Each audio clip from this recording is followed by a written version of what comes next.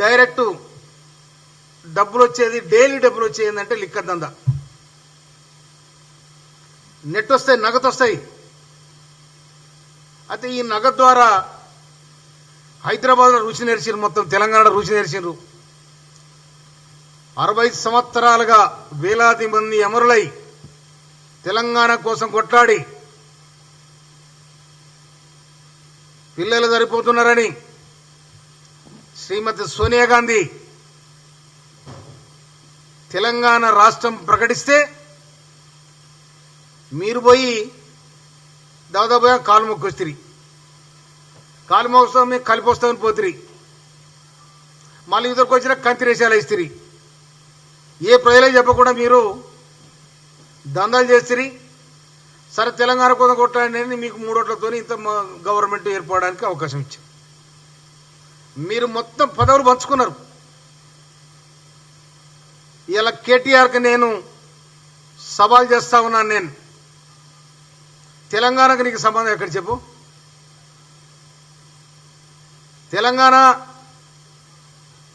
తెలంగాణ ఉద్యమం కానీ, తెలంగాణ ఉద్యమ నేపథ్యం కానీ నీకేం తెలుసా?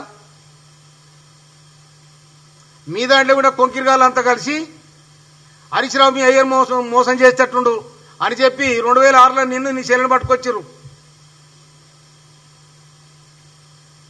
పట్టుకొస్తే అంగిలా చేసుకుని అక్కడెక్కడ తిరిగితే నీకు ఏం మాట్లాడ రాకపోతే అక్కడెక్కడ తిరిగి నేర్చుకున్నావు. ఇవాళ ఆయన ఎవరో దండుపాలెం అంటుండే. ఆయన ఏది కాంగ్రెస్ పార్టీని, మంత్రివర్గాన్ని మీది. మీరన్న దండుపాలెం అంటే నేనంటున్నా మీ దొంగలపాలెం అంటున్నా. నేను నిజంగా గనక రాష్ట్ర ముఖ్యమంత్రి వారు రేవంత్ రెడ్డి గారు వారే గనక ఎన్నికలు ఇచ్చిన మాటను మీ మీద అన్న మాట అమలు చేస్తే మీరు ఒక్కరు కూడా ఉండరు. ఎందుకంటే 70 ఏళ్ల కింద కట్టిన నాగార్జున సాగర్ డ్యాం గింత చెక్కు చెదరలేదు. 62లో ఇందిరాగాంధీ శంకుస్థాపన చేసిన జూరాల ప్రాజెక్టు గింత చెక్కు చెదరలేదు. ఎక్కడ ప్రాజెక్టులు కంటే కాంగ్రెస్ పార్టీ అంత చిత్తశుద్ధితోని, నాణ్యతతోని భారతదేశ ప్రజలకు ఇది జీవనాధారంగా ఉండాలి అనేది కట్టారు. మీరు ఎన్నెన్ని మలుపులు బయట మలిపారు కాళేశ్వరం కథనం. నిజంగా ఇక్కడ ఉన్న ఆఫీసర్లంతా ఇవాళ జైలులో పోయినరు, ఏసీబీ దాంట్లో చిక్కినరు. 100 కోట్లు 1000 కోట్లు ఆఫీసర్ దగ్గరనే 1000 100 కోట్లు ఉంటే మీ దగ్గర ఎంత ఉండాలి? అధికారం మీ చేతిలో పెట్టుకొని దోసిందెంత, దాచిందెంత, మీ పంపకాల పంచేది ఎంత?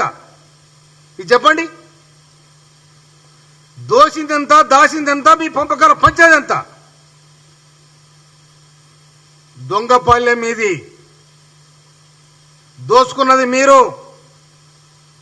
వేలాది మంది తెలంగాణ అమరవీరుల శవాల మీద రాజ్యం చేసింది మీరు.